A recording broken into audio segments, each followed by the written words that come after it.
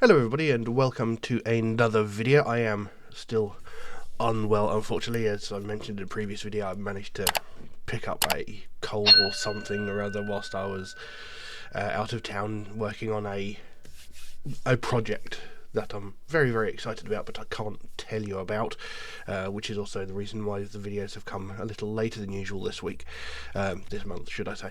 But anyway, I'm going to try not to let that deter me. I'm still having trouble breathing and my brain is still a little bit foggy, but I've got my lemon and ginger tea with a bit of honey in it, so that's a good start.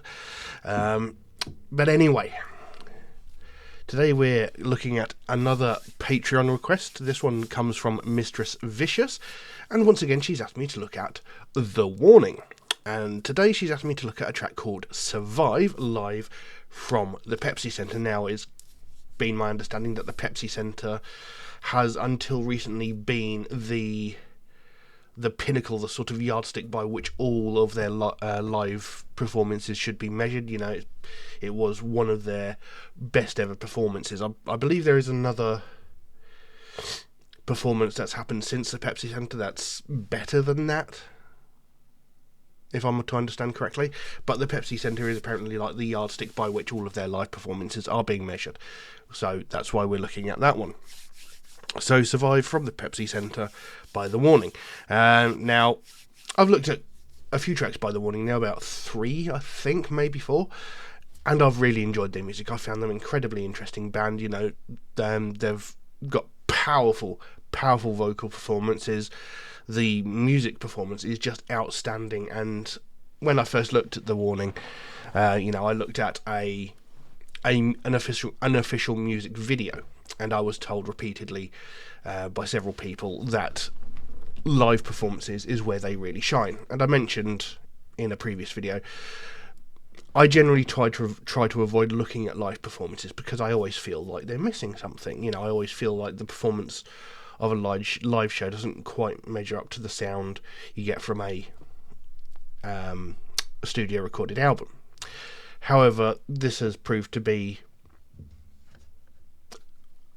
you know, it's a non-issue when it comes to The Warning. Their live performances are outstanding. You know, there is no loss of quality. There's no, you know, there doesn't sound like there's anything missing from their live performances. So, you know, they're an impressive band live, and it's one of the few times I will say, you know, I do enjoy watching videos of a live band. You know, I like seeing bands live. You know, going to a live show, you know, you can't compare it, but watching videos of a live show always seems to feel there's something missing. Anyway, I'm just rambling. So yes, today I've been asked to look at a track called Survive. I have some lyrics here. Now, I've looked at lyrics through previous songs, and I have managed to misinterpret every single one of them. You know, well, not utterly. You know, I've excuse me. I've managed to sort of kind of get the idea of what the song is about. Sort of maybe halfway through, it sort of dawned on me what the actual meaning was, but it's taken me a while to get there for most of them. So chances are I'll probably end up doing the same here. Like I said, my brain isn't fully functioning at the moment because I'm feeling rather unwell. And if anybody saw the previous video that I put out, my brain just went. So anyway, but yes, I'm still rambling, so we'll just jump into this track and see what we've got. But before we do that, if you could take a moment to like and subscribe if you haven't already, it would really, really help me out. You know, I've been doing this for about 6 years now, and not even 3% of people watching my videos are actually subscribed, which is a little bit disheartening. But, you know, if you could like and subscribe, you know, it doesn't cost you anything, it takes a fraction of a second, and it does make the biggest difference to me and the channel. But anyway, we'll jump into this and see what we've got. So, this would be Survive by The Warning. Let's go. Don't come to me saying that you care, that I was the one who was never there. Or don't come away, you're always in the air. You keep blaming me and it ain't fair.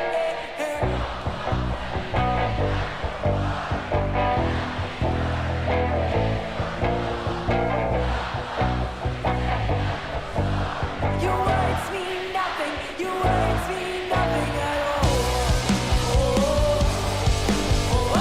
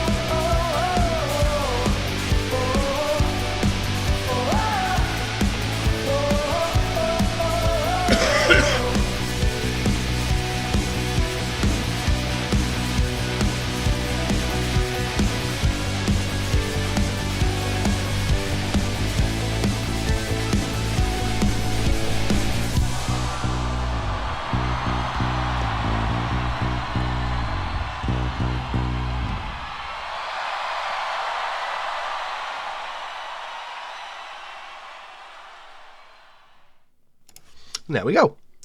Survive by The Warning. And again, another great piece of music. You know, they have this uncanny ability to write really catchy pieces of music. You know, they really sort of grab you and sort of, you know, they've got a good little groove to them and sort of really stick in your head. I will say, out of the, like I think it's 3 or 4 songs I've heard so far, this one doesn't quite have the same... I can't think of the word I'm looking for. It doesn't quite grab me as much. I mean, it's still a good song, don't get me wrong. The performance is brilliant. The vocal performance is brilliant. It doesn't quite have the same impact as the others I've heard, though. But I still think it sounds great. And it's nice to see the vocal performance being shared between Powell and Daniela? Yeah. Now, I got jumped on because in the last video I kept saying Paulina as Paulina, and I got in a lot of trouble for that. And really, I should know, because I have a Spanish friend called Laura instead of Laura, and I should really know. I really should. But yeah, I got a few digs there. Nobody was mean about it. They were respectful, but they did correct me, and I do apologise for that. But anyway. Now, in previous videos when I've spoken about The Warning, I have managed to, like I said at the beginning, misinterpret most of the lyrics of their songs. You know, I've gone in thinking, you know, oh, this song is about a relationship, and in some way I have been correct. It has been about a relationship, but not in the relationship way that I was initially thinking. And I've been accused of saying this because it's a band of women. I immediately think they're talking about being a scorned girlfriend or something like that, and that's just not true, because I've made the same mistake with bands fronted, or made out of entirely men. I've made the same mistake there. So it's got nothing to do with the fact that they're women, that I think that they're singing about relationships. Maybe it's just because I am a soppy bastard and I am lonely as all fuck, and, you know, I want to hear romantic songs. I just, for some reason, I just tend to gravitate towards that subject. You know, it's got nothing to do with whether the fact they're women or not. You know, but I have been accused of that. Anyway,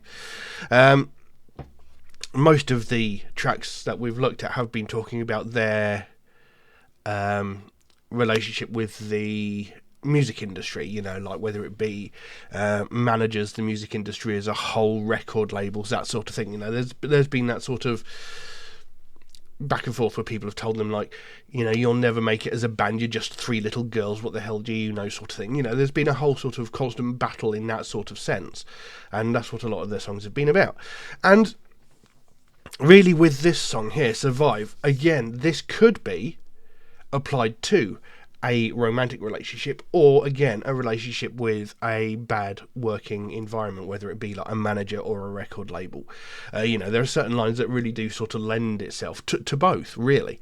I will say, though, that this one, the sound of this one does seem to lean more into a romantic relationship side of thing, but like I said, it is very likely, as anything, that it could also be talking about the relationship with a record label, or you know, a manager or some sort of thing like that. But do you know, a couple of days ago I actually had someone in my comments on a previous video, I can't remember which one it was exactly, they went off on a massive rant at me, shouting at me, being rather rude and aggressive at me, telling me off for talking about the lyrics, saying, why are you reading the lyrics? No one cares. I'm guessing the person has never watched any of my videos I've done over the past 6 years, considering that is one of the main things that's to do, and you know, I even explain in almost every video my reasons behind it. And for anybody who doesn't actually understand that, I talk about the lyrics of a song because there is this common misconception about heavy metal that all of the songs are about violence, gore, murder, you know, cruelty, evil, violence, that sort of thing. It's a common misconception that's been going on for decades. And that quite simply isn't true. Because in the 900 plus videos that I have, well, I think it's about 900 videos I've done on this channel over the last 6 years, we've looked at subjects of all different kinds, whether it be talking about things like domestic abuse, homeless veterans, mental health issues, corruption, struggles of countries, the tragedies that have beset countries, such as like when we looked at Verba by Motanka, that one was talking about a very dark, tragic time in the country's history, and having looked at the lyrics, I got a better understanding of what that song was about. I got a better understanding of the overall story, of the overall meaning of the song. And this is why I talk about lyrics, because I don't think many people, or enough people, take the time to actually think about what the song is about. And that's why I do what I do, because they even said, we just want you to look at the song and tell us whether you like it or not, and then say, that the band was good, the band was bad, and talk about their music. And I was like, that's not what I do. Okay? I want to do something different. I want to investigate the music. I want to start a conversation about the music. If you don't like it, that's fine. Move on. You don't have to watch my videos. I don't care. I'm not going to force you to watch my videos. But I'm doing this because I want to understand the song. I want to do this because I want to help other people understand what the songs are about. So that's why I talk about the lyrics of songs. And very few, if any other reactor does that. And I think it's a missed opportunity to learn something about the music. I think it's a good way to start a dialogue, a conversation with other people about the songs. Help other people maybe understand and appreciate the songs in a different way. Maybe somebody interprets the lyrics a different way, and I want to hear that. I'd like to start a conversation to find out what certain songs mean to certain people. That's why I do this. So, like I said, this is like, there was two people that said it. One of them was just like, why are you talking about the lyrics of the song and not the band? And that was about it. But then they went on to comment on other videos and say, wow, your analysis of the lyrics was actually quite good. So maybe they got to understand it as they went through my videos. But this other guy, I don't know who the hell he was, he just went on massive, it was a really, really long comment. He went on a massive rant about it and was basically calling me an idiot and stupid and pointless, and that's why nobody watches my videos. So, yeah, that's why I do what I do. Just for clarification. So, do you know what we're going to do now? We're going to talk about the lyrics. Fuck him. Anyway, sorry about that. It was a little bit of a rant, but I felt it needed to be said. Anyway, the lyrics, it starts out saying, don't come to me saying that you cared, that I was the one who was never there. Don't come with your lies in the air. You keep blaming me and it ain't fair. Now, as I said earlier, they had a nice mixture between Powell and Daniela, singing the lyrics between them, but at this point the crowd stepped in and took over the rest of the verse, which is quite cool. I love it when bands promote audience participation in their music videos or in their songs, when they're on stage. It's great to see, because as a singer or as a band, when you're on stage and the crowd is singing your songs back at you, it is an amazing feeling. I have experienced that myself. It's a great feeling because it's like, these people love this song and they're singing it back at me because they've listened to it enough that they know what they're singing about. They know what the words are, and it's great. It's a wonderful feeling. And, it's a great way for the crowd to get involved, feel like they're part of something. It's brilliant. I love it. Anyway, they basically, the crowd comes in then saying, don't come telling me that you're worried, that I'll be hurting if you're gone. Don't come to me saying that you're sorry. Your words mean nothing. Your words mean nothing at all. So, excuse me a second.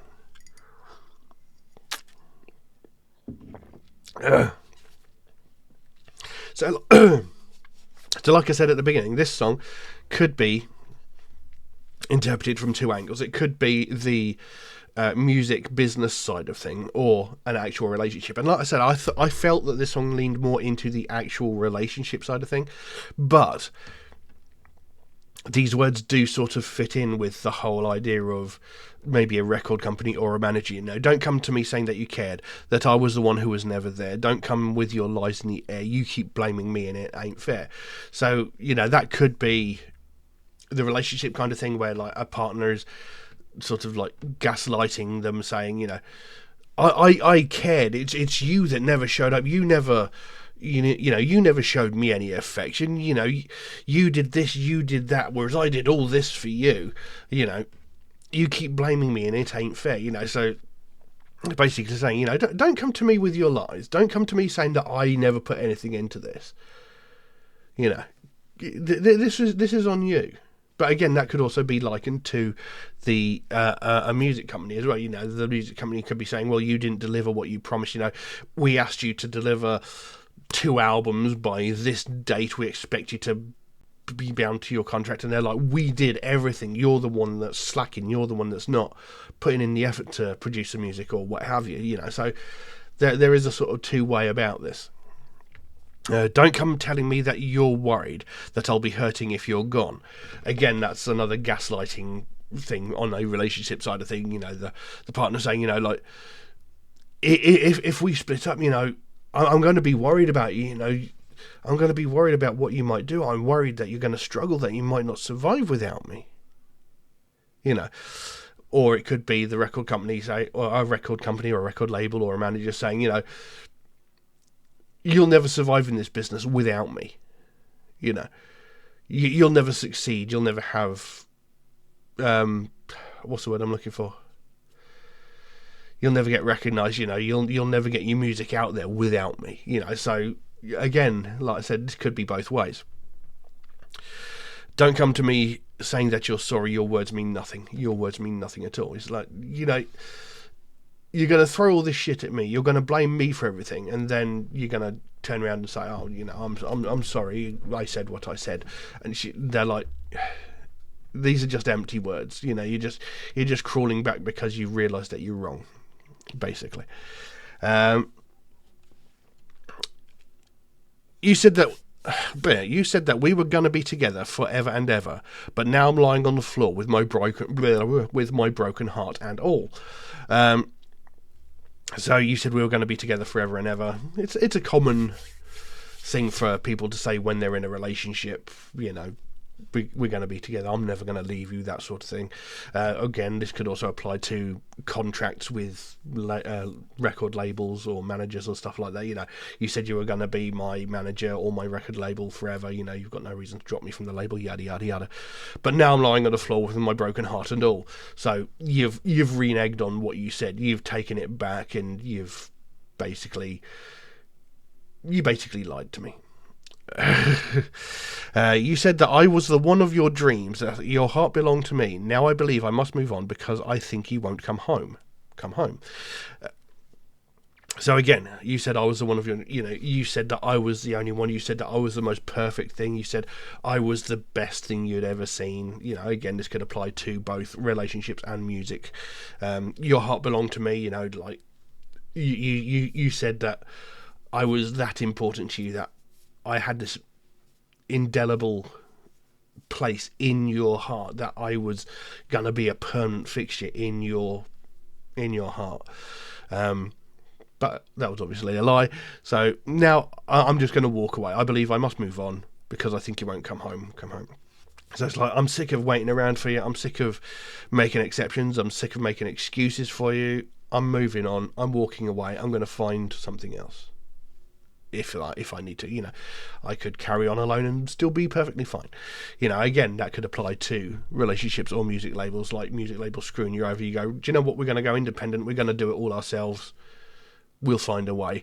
Or in a relationship, it's like, I'm sick of waiting around for you. I'm sick of all your lies and your bullshit. You're always putting everything on me. I'm not dealing with this anymore. I'm moving on. You've done this to yourself.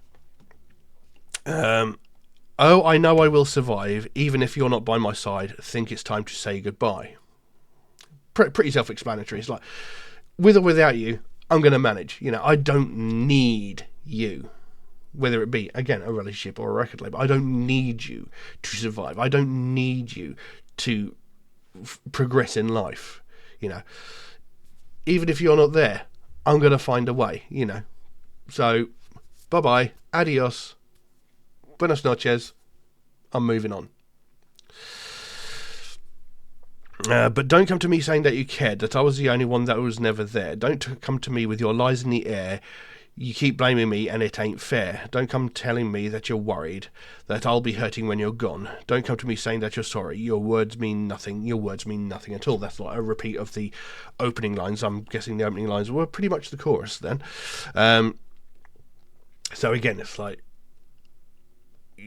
this is the whole thing, like, of laying all the blame on them, saying it's their fault that things didn't work out, yada yada, blah blah, and they're turning around going, "You're talking bollocks. You could try and grovel and crawl and come crawling back to me all you want. Your words mean nothing. They're hollow. They're all lies. I've let you get away with it too many times before. I'm not falling for it again," basically. You said that we were perfect for each other, that I was like no other. I never knew this was a game. You win, I lose, I've been replaced. You said you were going to keep your promise of loving me always, but now I know that that ain't true, and I'm glad that I left you. So again, you said that we were perfect for each other, that I was like no other. Again, these are sort of phrases that people use in relationships, like, we're perfect together, we're great together, I've never met someone like you. It's a very common line in a relationship, and the same again could be said for a record label. It's like, we're the perfect match for your kind of music. You're like no other band I've ever heard before. It's great. We want to promote you, and you're going to go far with us. I never knew this was a game. You win, I lose, I've been replaced. So it's like, you basically used me to further yourself, get something that you needed, again, whether it be money from record contracts, this, that, the other, or it be a toxic relationship where they've basically, like certain relationships I've been in, where people have just dated me so that they could get to know someone else that I was friends with, so that once they could befriend them, they could then dump me and get with that person. Happened to me more than once, and I keep falling for it. Anyway, you win, I lose, I've been replaced. So again, I've been replaced. You basically got what you needed from me. You found what you perceived to be better than me. You moved on. I've been replaced by this new superior person or band. You said you were going to keep your promise of loving me always. Again, things that people say in relationships, it's like, we're going to be together forever. I'm going to love you always. Nothing will get between us, And then there's the record label sort of thing. It's like, we're going to support you, we're going to do everything for you, we're going to help you, we're going to promote you, we're going to put out your music, it's going to be great. But eventually, it happens quite a lot. Bands end up falling out with label executives. They end up in arguments over like money and stuff like that, or just contracts in general. Maybe they, the band doesn't feel like the label's living up to their side of the promise. The label doesn't think the band is laying, that sort of thing. So again, but now I know that ain't true. I'm glad I left you. So they've taken the executive decision. Right, I've had enough of this. I'm leaving. I'm not going to wait for either you to dump me or you to fire me. I'm getting out. I'm sick of this. I'm fed up with it. You've screwed me around too much. I'm fed up. I'm moving. And then it goes, oh, I know I will survive, even if you're not by my side. I think it's time to say goodbye. And then it goes back to the opening lines again. But don't come to me saying that you cared, that I was the one who was never there. Don't come to me with your lies in the air. You keep blaming me and it ain't fair. Don't come telling me that you're worried, that I'll be hurting if you're gone. Don't come to me saying that you're worried. Your words mean nothing. Your words mean nothing at all. And there we go. And there was some sort of vocalising towards the end as well. So, again, this is... I've said this multiple times, the great thing about music is how it can be interpreted different ways. What a song means to one person can mean something completely different to somebody else. And I've mentioned, I'm pretty sure it was Dave Grohl said, you could sing a song to 30,000 people, and those 30,000 people will sing it back to you for different reasons, because that song means something different to each individual in that crowd. And it's also been mentioned to me that The Warning do write their songs specifically so that they can be interpreted in different ways. And so, like I said, this could be applied to the music industry, record labels, managers, etc. It could be, it could be applied to them, but it could also be applied to a relationship in general.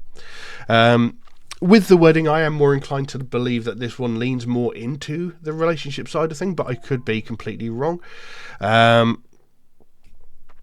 I like it. I like the song. Like I said, I don't think it's their strongest performance out of the tracks I've looked at so far, but I still like it. Like I said, they have this uncanny ability of writing really catchy pieces of music that really sort of digs it, hooks into you and drags you in, and you're just like, yeah, I really like this. You know, they're all very, very talented musicians. You know, the vocal performances are just amazing. Like I said, Power has got a great voice. Daniela has got an outstanding voice. You know, when I first heard her, I likened her to Ann Wilson from Heart, and you know, many people have come back at me and said, you know, you're right. You know, she has got that kind of presence, that kind of voice, and that kind of power. So, you know, that's one thing I really admire. And you know, to have that kind of vocal power and vocal presence in a live setting is really impressive. Because a lot of this is one of the other reasons I tend not to watch live shows, because vocal performances do tend to drop quite considerably in live performances. You know, you'll hear a band and be like, wow, they're amazing. You'll go hear them live and the vocal performance will just be dire, you know. And this is one of the reasons I tend not to look at live performances, because a lot of singers tend to have like mixes and volumes changed when they're performing. Excuse me, but there's none of that here. You know, the presence, the power, the impact of the vocal performance is just flawless, and I'm willing to bet that their shows go on for probably, I'd say maybe about 45 minutes, maybe longer. I mean, you normally get 20 minutes to half an hour if you're a support band. If you're like a major band, you tend to get like 45 minutes to maybe an hour, and if you're like a headline, you tend to get an hour or more. So I'm willing to bet, you know, a lot of their sets are probably 45 minutes plus, you know, could be 45 minutes to an hour or more, depending, you know, and to keep up that level of vocal performance is really impressive, you know, because there is a lot of power behind them. And again, I've said this every time I've looked at them, they are an incredibly impressive band. I am hugely impressed, and I'm glad that it was suggested to me to look at them. I do have a few more warning songs that have been suggested to me. I've got, in fact, a hell of a lot of warning songs suggested to me. So, yeah, I will be looking forward to those very, very much. And the thing, it's fun watching them on stage, because they're obviously having great fun as well, you know. And that's something else I'd like to see, because I've seen a lot of bands when they perform live on stage and they're just so stiff. You know, there's no movement. They're just sort of standing there. You know, and it's good to see the moving about, having like interactions with each other, and just generally having fun in doing what they're doing. So, you know, they are a great band. They're a very entertaining band to watch. But, yeah, I've been waffling on now for well over half an hour. So, yeah, I think I'll leave that as it is. Now, if you enjoyed this video, please consider giving it a like or a subscribe if you haven't already, because I would very, very much appreciate that. You know, I've been doing this for about 6 years now, and not even 3% of people watching my videos are actually subscribed. And, you know, it's a little bit disheartening, because, like I said at the beginning, you know, I like to think I do something different to most other reactors. They just look at a song and go, yeah, I liked it, no, I didn't, and that's it, and move on. I like to talk about the songs. I like to explore the meanings behind the songs, because there's a common misconception about heavy metal that it's all about anger, violence, murder, and stuff like that, and it's really not. You know, some songs have a real deep meaning, whether it's talking about mental health, homelessness, homeless veterans, you know, domestic abuse, you know. These sorts of things are spoken about in most of the songs that I've looked at. I've looked at close to 900 songs, if not more. And nearly all of them have had some important real-world meaning that I think a lot of people overlook. And this is why I do what I do in the specific way that I do it, because I want to start that dialogue. I want to start that conversation about what songs mean, about what they mean to people. So, you know, I like to think I do something a little bit different, go a little bit more in depth than just, yeah, I liked it, no, I didn't, and that's it. So, yeah. So, you know, if you could like and subscribe, it would really, really help me out. It doesn't cost you anything, it takes a fraction of a second, and it would make the biggest difference to me and the channel. But with that being said, that's about all I've got for you today. Thank you all very, very much for watching, and I'll see you again soon. Bye-bye.